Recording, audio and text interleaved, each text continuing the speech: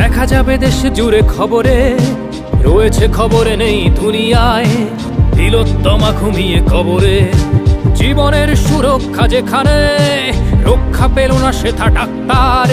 রক্ত পিশাচি হায়নার দল, ছিঁড়ে খেলো নিষ্পাপ দেহ তার। এই বুঝি বাংলা, এই বুঝি দেশ আমার, যার জয়গান গাও। আর কত অভয়া, আর কত নির্ভয়া, আর কত রক্ত চাও।